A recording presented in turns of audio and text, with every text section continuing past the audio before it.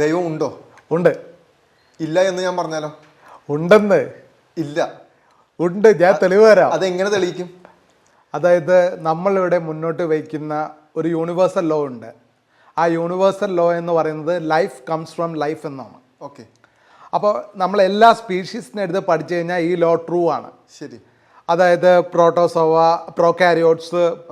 Prokaryotes, eukaryotes, protozoa, sponges, corals, fish, amphibians, reptiles, birds, mammals, primates, humans, അങ്ങനെ എല്ലാ സ്പീഷീസിലും ഈ ലോനെ നമുക്ക് ഒബ്സർവ് ചെയ്യാൻ പറ്റും. അത് ട്രൂ ആണ്.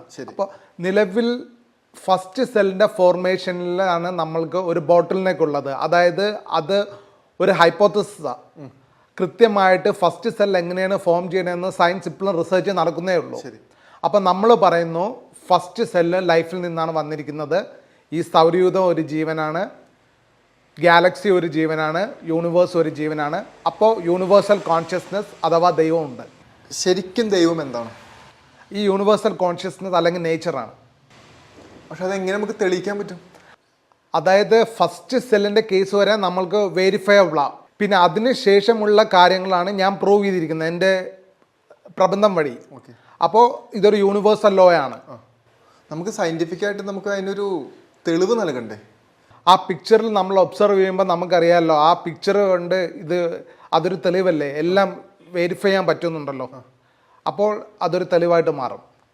അപ്പോൾ താങ്കൾ പറയുന്ന സോളാർ സിസ്റ്റത്തിന് ഒരു ലൈഫ് ഉണ്ടെന്നാണ് പറയുന്നത്? അതെ. അങ്ങനെയാണെങ്കിൽ സോളാർ സിസ്റ്റത്തിന് ഇൻ്റലിജൻസ് കാണണ്ടേ? സോളാർ സിസ്റ്റത്തിന് ഇൻ്റലിജൻസ് ഉണ്ടെന്ന് നമുക്ക് മനസ്സിലാക്കാം. അത് നമുക്ക്, അതായത് നമ്മുടെ ഫസ്റ്റ് സെല്ല് പരിണമിച്ച് ഹ്യൂമൻ വരെ വന്നല്ലോ. അപ്പോൾ ഹ്യൂമൻ വരെ വന്നപ്പോൾ ഹ്യൂമൻ ഇൻ്റലിജൻസ് ഉണ്ടല്ലോ. ഉണ്ട്. അപ്പോൾ ഹ്യൂമൻ ഇൻ്റലിജൻസ് ഉണ്ടെങ്കിൽ ഹ്യൂമനെ സൃഷ്ടിച്ച ഈ പ്രകൃതിക്ക് അതിനേക്കാൾ കൂടുതൽ ഇൻ്റലിജൻസ് കാണണ്ടേ? അപ്പോൾ നമുക്ക് ഇൻ്റലിജൻസ് ഉണ്ടെന്ന് മനസ്സിലാക്കാം. പരിണാമം മനുഷ്യനിൽ വരെ എത്തി നിൽക്കുന്നു നിലവിൽ. ഇനിയും ഈ പരിണാമം മുന്നോട്ട് തുടർന്നു പോകുമോ? അതായത് 3.5 ബില്യൺസ് ഓഫ് ഇയേഴ്സ് ആയിട്ട് എവല്യൂഷൻ നടക്കുന്നുണ്ട്. അപ്പോൾ അത് ഹ്യൂമനിൽ എത്തുമ്പോൾ സ്റ്റോപ്പ് ചെയ്യാൻ പാടില്ല, അത് കണ്ടിന്യൂ ചെയ്യണം. അപ്പം നമ്മളിവിടെ അവതരിപ്പിക്കുന്നത് ബോധപരിണാമമാണ്. ഇത് നവജ്യോതി ശ്രീ കരുണാകര ഗുരുവിൻ്റെ ദർശനങ്ങളിൽ നിന്ന് ഞാൻ ഡീകോഡ് ചെയ്തെടുത്തിട്ടുള്ള പ്രബന്ധമാണ്.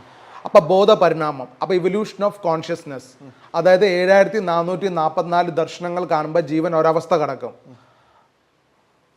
അങ്ങനെ മനുഷ്യൻ ഗുരുക്കന്മാരുടെ ലെവൽ വരെ നമ്മുടെ മാസ്ലോയുടെ നീഡ് തിയറിയൊക്കെ ഉണ്ടല്ലോ. അതായത് ലോവർ നീഡ്സ് എല്ലാം ഫുൾഫിൽ ചെയ്ത് ഏറ്റവും ഹയസ്റ്റ് നീഡായ സെൽഫ് ആക്ച്വലൈസേഷൻ കഴിഞ്ഞ് പിന്നെ ഗുരുക്കന്മാരുടെ തലത്തിലോട്ട് മനുഷ്യൻ വളരും.